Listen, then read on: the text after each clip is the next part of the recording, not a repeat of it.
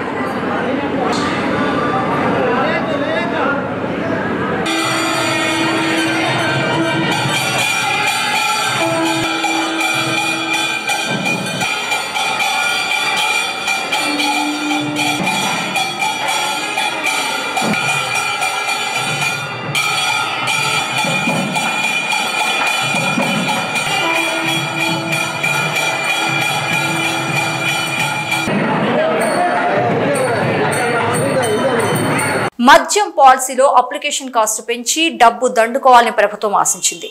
అలాగే కూటమి నాయకులు షాపుకి లక్షలాది రూపాయలు తమకు కట్టాలని, వ్యాపారంలో వాటాలు కావాలని బెదిరించడంతో మరి వ్యాపారులు ఎవరు కనీసం అప్లికేషన్లు కూడా వేయటానికి ముందుకు రాని దుస్థితి నెలకొంది అన్నారు అంబటి రాంబాబు.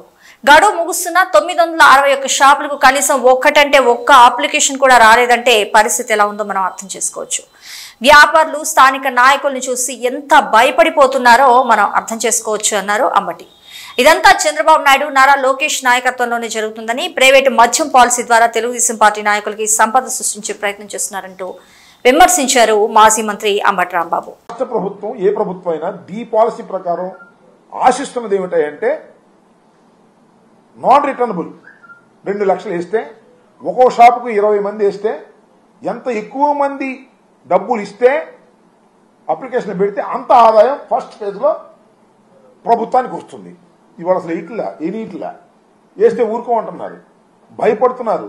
30 లక్షలు కడితే మనం మిగలదేమోనని 2 లక్షలు కట్టి వేసేవాడు కూడా వెనక్కి వెళ్లేటటువంటి పరిస్థితికి వాళ్ళు ఏర్పడింది. దీనికి కారణం తెలుగుదేశం ప్రభుత్వంలో ఉన్నటువంటి ఎమ్మెల్యేలు, మంత్రులు వీళ్ళందరూ కలిసి ఇలాంటి అరాచకాన్ని సృష్టించేటటువంటి ప్రయత్నం చేస్తున్నారు. నాకు తెలిసినంతవరకు ఇంతవరకు సుమారుగా 991 ఎన్నో షాపులకి 961 షాపులకి నిన్న సాయంత్రం వరకు ఒక్క అప్లికేషన్ కూడా రాలా. సరే ఆ షాప్ బాగోలేదని రాలేదంటే అది వేరే అంశం. భయపడుతున్నారు, స్థానిక ఎమ్మెల్యేలకి భయపడుతున్నారు, స్థానిక నాయకత్వానికి భయపడుతున్నారు. 30 లక్షలు అన్నివ్వండి, మాకు 50% వాటా అన్నివ్వండి, మేము చెప్పినోడు ఇస్తేనే మీరు షాపులకి కట్టండి ఫీజు, లేకపోతే కట్టొద్దు, వచ్చినా కూడా అంతే ఇవ్వాలి. ఇలాంటి అడకట్టెరలో పెట్టి బ్రాందీ షాపుల వ్యాపారం చేసుకోవాలని ముందుకొస్తున్న వాళ్ళని హింసించేటటువంటి కార్యక్రమం చేసి ప్రభుత్వానికి నష్టం చేసేటటువంటి కార్యక్రమం చేస్తున్నారు. ఇది చంద్రబాబు నాయుడు గారు తెలుసో తెలియదా? 100% తెలుసు. ఆయన తెలియబట్టే ఆయన ద్వారానే లోకేష్ గారి నాయకత్వంలో ఈ కార్యక్రమాలన్నీ జరుగుతున్నాయి. దానికి కారణం ఏంటంటే సంపద సృష్టిస్తున్నారు. ఈ రాష్ట్రంలో సంపద సృష్టిస్తున్నారు. ఎవరికి? తెలుగుదేశం పార్టీ ఎమ్మెల్యేలకి సంపద సృష్టించే కార్యక్రమం చేస్తున్నారు. అదేంటంటే ఇది మంచి ప్రభుత్వం అంట. ఎంత మంచి ప్రభుత్వం అంటే తన మీద పెట్టిన కేసుల్ని అడ్డుగోలుగా తీయించేసుకునేంత మంచి ప్రభుత్వం, బ్రాందీ షాపులకి డబ్బులు వసూలు చేసేటటువంటి మంచి ప్రభుత్వం. కాంగ్రెస్ నేత ఫిరోజ్ ఖాన్ పై ఎంఐఎం కార్యకర్తలు దాడికి తెగబడ్డారు. ఆసిఫ్ నగర్ లోని బ్యాంక్ కాలనీలో రోడ్డు పనుల పరిశీలనకు వచ్చిన ఫిరోజ్ ఖాన్ పై నాంపల్లి ఎమ్మెల్యే మాజిద్ హుస్సేన్ అంచర్లు ఒక్కసారిగా దాడి చేశారు. అయితే ఇరు వర్గాలు పరస్పరం దాడికి తెగబట్టడంతో మరి తీవ్ర ఉద్రిక్త వాతావరణం నెలకొంది. వెంటనే పోలీసులు ఇరు వర్గాలను చెదరగొట్టి పరిస్థితిని అదుపులోకి తీసుకొచ్చారు.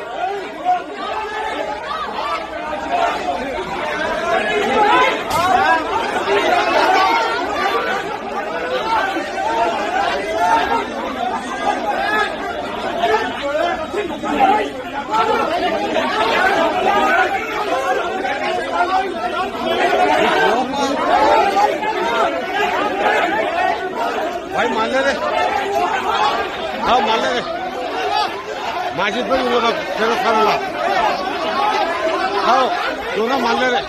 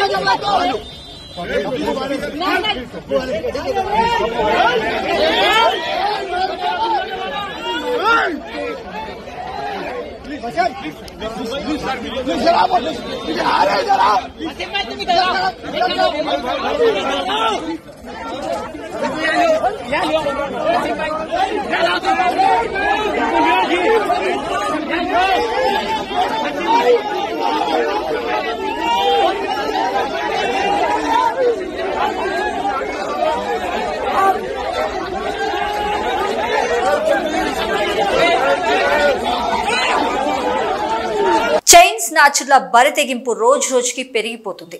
సులభంగా డబ్బు సంపాదన చేసుకోవడానికి అడ్డదారులు తొక్కుతూ సామాన్యులను తీవ్ర ఇబ్బందులకు గురి చేస్తున్నారు వారు. తాజాగా కాకినాడ జిల్లా తుల్లో రోడ్డుపై నడుచుకుంటూ వెళ్తున్న ఒక మహిళ మెడలోంచి బంగారు గొలుసును దొంగలించేశారు దుండుగులు. బైక్ పై వచ్చి ఒక వ్యక్తి ఆగగా మరోవైపు అటుగా వస్తున్న ఓ వ్యక్తి ఆ మహిళ మెడలో నుంచి గొలుసును లాక్కొని వెళ్తున్న దృశ్యాలు అక్కడి సీసీటీవీ ఫుటేజ్ లో స్పష్టంగా రికార్డ్ అయ్యాయి. మరి దుండుగుల ఆట పోలీసులు ఏ విధంగా కట్టిస్తారో వేచి చూడాల్సిందే.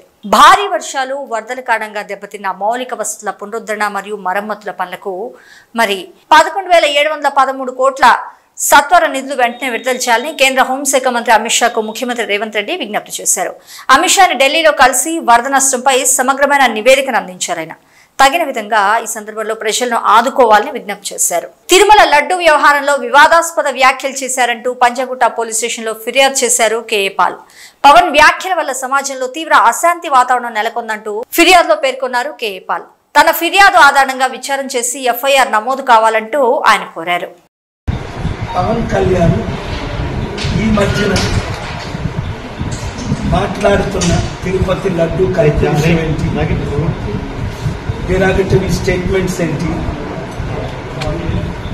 ఇన్సైటింగ్ అని 14 సెక్షన్స్ 14 సెక్షన్స్తో నేను అఫీషియల్గా పంజాగుట్ట పోలీస్ స్టేషన్ అండర్లో ఇక్కడ ఆపోజిట్ కాలనీ అమెరికా ఉంటున్నాను కాబట్టి నేను వచ్చి మీకు అఫీషియల్గా కంప్లైంట్ ఇస్తున్నాను. ఇమీడియట్గా ఆయన్ని ఇన్వెస్టిగేషన్ చేయమని, based on the sections FIR file చేయమని, తర్వాత అరెస్ట్ చేయమని. ఇది మీకు ఇచ్చిన action copy to the president of India, prime minister of India, chief justice of India, home minister of India, governor of Andhra Pradesh, speaker of the assembly Andhra Pradesh, CBI central bureau investigation వీరికి కాపీలు పంపిస్తున్నాం. మీరు దీన్ని ఎఫ్ఐఆర్ చేసి నాకు ధన్యవాదాలు. ఏపీ సీఎం చంద్రబాబు నాయుడుని కలిశారు BRS ఎమ్మెల్యేలు మల్లారెడ్డి మరి రాజశేఖర్ రెడ్డి, మాజీ ఎమ్మెల్యే తీగల కృష్ణారెడ్డి. త్వరలోనే టీడీపీలో చేరి తెలంగాణలో టీడీపీకి పూర్వ వైభవం తీసుకొస్తామని అంటున్నారు తీగల కృష్ణారెడ్డి. చంద్రబాబు నాయుడు వల్ల హైదరాబాద్ లో అభివృద్ధి జరిగిందని, తిరిగి టీడీపీ జెండా తెలంగాణలో ఎగరేస్తామంటూ చెప్పుకొచ్చారు. ఆయన ఎన్ని కష్టాలు పడి ముఖ్యమంత్రిగా మళ్ళొకసారి చంద్రబాబు నాయుడు గారు ఆంధ్రప్రదేశ్ ముఖ్యమంత్రిగా కావడం మాకు అందరూ కూడా సంతోషమైన విషయం. ఆనాడు ఎన్టీ రామారావు పాలన మళ్లీ రావాలని ఈ తెలంగాణలో కూడా మళ్లీ ఎన్టీ రామారావు ఏ విధంగానైతే పేద బడుగు వర్గాల ఆశాజ్యోతిగా నిలిచాడో ఆ విధంగా తేవాలన్న ఉద్దేశంతో ఈరోజు వారికి కలవడం జరిగింది.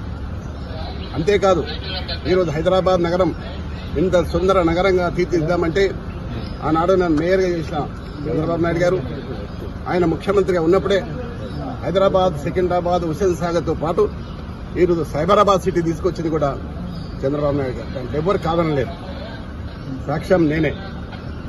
ఈ హైదరాబాద్ నగరంలో clean and green the best city award, the best tourism award తీసుకొచ్చింది కూడా చంద్రబాబు నాయుడు గారు.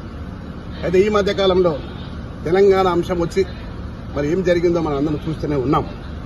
కానీ మళ్లీ పూర్వ వైభవం తీసుకురావడానికి మేమందరం కూడా చంద్రబాబు నాయుడు కలవడం, మరొకసారి మనం పిలిచి మాట్లాడుతున్నాడు. తప్పకుండా మళ్ళీ ఆనాడు ఎన్టీ రామారావు గారు ఏ విధంగానైతే పరిపాలన చేసిండో ఆ విధంగా చేసడానికి మేమందరం కూడా కృషి చేస్తాం. నేనందరినీ కూడా శ్రేణులకు వస్తున్నా. చాలా మంది తెలుగుదేశంకు ఎన్టీ రామారావు అభిమానులు ఉన్నారు. ఇంకా వారందరూ కూడా ఏకతాటికి తీసుకొచ్చి మళ్ళీ పూర్వ వైభవం తీసుకోవడానికి నేను ప్రయత్నం చేస్తాను. మీరు టీడీపీలోకి వెళ్తారా సార్? 100%. దేశవ్యాప్తంగా శరన్నవరాత్రి మహోత్సవాలు ఘనంగా జరుగుతున్నాయి. విజయవాడలో కనకదుర్గమ్మ అమ్మవారి ఆలయంలో వేడుకలు కన్నుల పండుగగా సాగుతున్నాయి. అమ్మవారు రోజు ఒక అలంకరణలో భక్తులకు దివ్య దర్శనం ఇచ్చి అభయమిస్తున్నారు. నవరాత్రుల్లో 5వ రోజు సందర్భంగా అమ్మవారు మహాచండీ మాతగా భక్తులకు దర్శనమిచ్చారు. అమ్మవారిని భక్తి శ్రద్ధలతో పూజిస్తే విద్య, కీర్తి, సంపద లభిస్తాయని భక్తుల ప్రగాఢ విశ్వాసం. అలాగే కోరిన ఏ కోరికలైనా అమ్మవారు నెరవేరుస్తుందని భక్తులు నమ్ముతున్నారు. 70వ వన్యప్రాణుల వారోత్సవాల్లో ఉప ముఖ్యమంత్రి పవన్ కళ్యాణ్ పాల్గొన్నారు. దానికి సంబంధించిన కార్యక్రమాన్ని ఇప్పుడు చూద్దాం. వారం రోజులుగా పిల్లలు దసరా హాలిడేస్లో ఉన్నారు. అయినప్పటికీ డిపార్ట్మెంట్ నిర్వహించినటువంటి పలు కాంపిటీషన్స్లో పార్టిసిపేట్ చేశారు. అందులో విన్ అయినటువంటి చిన్నారులకి డిప్యూటీ సీఎం గారి చేతుల మీదుగా ప్రైజెస్ ఇవ్వడం జరుగుతుంది. వాళ్ళ పేర్లు పిలిచిన వెంటనే వాళ్ళు వెంటనే రావాలని కోరుకుంటున్నాను. N Naveena Nanda, elocution competition from railway scouts and guide school, first prize. అమూల్యమైన సందేశం లేదు నాకు తెలీదు.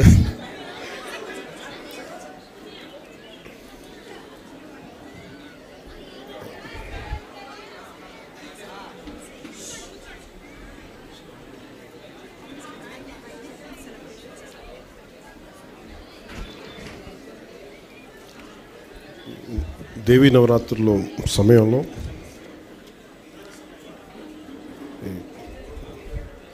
ఈ వారోత్సవాలు, అటవీ సంరక్షణ వారోత్సవాలు జరుపుకోవడం చాలా ఆనందంగా ఉంది. ముందుగా ఇక్కడ కొంచెం మీరు పక్కకు వస్తే పిల్లలు కనిపించవచ్చు కదా, కొంచెం దయచేసి రా ప్లీజ్. కొంచెం ముందులో కూర్చోండి సార్, మధ్యలో పిల్లలు ప్లీజ్ దయచేసి కొంచెం. మీరు ఎవరు కావాలి కింద కూర్చొని ఫొటోస్ తీసుకోండి. మీరే భవిష్యత్తు కదా, మీకు కనిపించకపోతే అట్లా. పాపం నిజంగా మీరు దసరా సెలవుల్లో ఇంట్లో కూర్చొని సరదాగా ఉండాల్సిన మీరు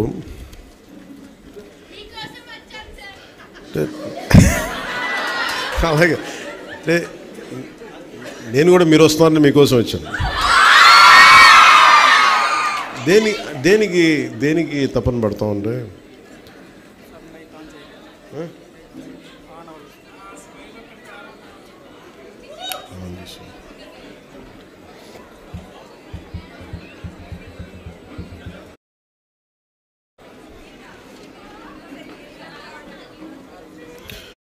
మన తల్లిదండ్రులు కానీ, మన తల్లిదండ్రులు తపన పడితే ఎవరికోసం తపన పడతారు? బిడ్డలు బాగుండాలి తపన పడతారు.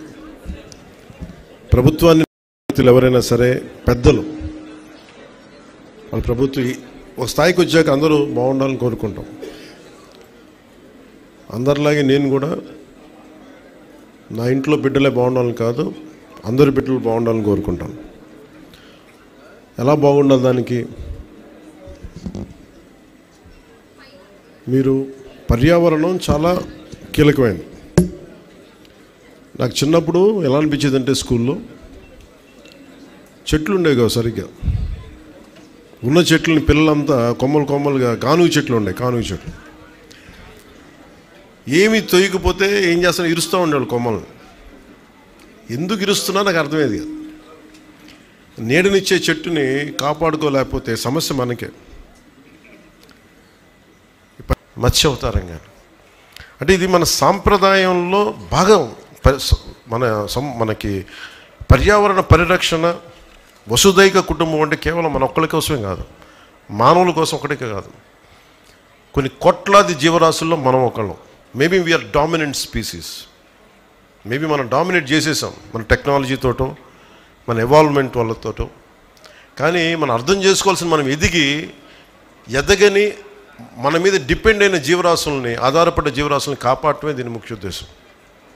అందుకే ఈ వారోత్సవాలకు వచ్చిన మీ అందరికీ కూడా ప్రత్యేకించి నా మనస్ఫూర్తిగా నా ధన్యవాదాలు. బుడమేరు వరదల వల్ల విజయవాడ ప్రజలకు కష్టాలు కన్నీళ్లు మిగిలితే మాత్రం మంత్రి చంద్రబాబుకు కోట్లాది రూపాయలు మిగిలాయంటూ వైఎస్ఆర్ కాంగ్రెస్ పార్టీ రాష్ట్ర అధికార ప్రతినిధి పోతిన మహేష్ విమర్శించారు.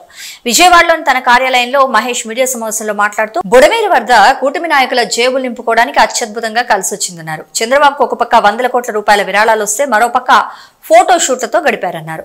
బుడమేరు వరద కూటమి ప్రభుత్వానికి బాగా కలిసి వచ్చిందంటూ ఈ సందర్భంగా విమర్శించారు. విజయవాడలో వరద సాయంలో అంతులేని అవినీతి జరిగిందంటూ ఆరోపించారు. ప్రభుత్వం తాత్కాలిక నివాసాలకు 1,40,00,000 రూపాయలు ఖర్చు పెట్టినట్లు వెల్లడించారు. ఆహారం కోసం 368 కోట్ల రూపాయలు ఖర్చు పెట్టారంటూ పేర్కొన్నారు. కనకదుర్గమ్మ అమ్మవారు, ద్వారకా, తిరుమల, సింహాచలం నుంచి కూడా భోజనాలు వచ్చాయని ముఖ్యమంత్రి చంద్రబాబు స్వయంగా ప్రకటించిన విషయాన్ని ఈ సందర్భంగా ఆయన గుర్తు చేశారు. దేవుళ్లు వరద బాధితులకు భోజనాలు పెడితే చంద్రబాబు నాయుడు మరి 368 కోట్ల రూపాయలు పందికొక్కులా బొక్కేశారంటూ ఘాటుగా విమర్శించారు. మంచినీళ్ల కోసమే కేవలం 26 కోట్లు ఖర్చు పెట్టినట్లు లెక్కలు చూపించారంటూ తెలిపారు. ఒక్కొక్క బాటిల్ 20 రూపాయలు చొప్పున 26 కోట్లకు 1,50,00,000 పైగా బాటిల్స్ వస్తాయని లెక్కలు చెప్పారు.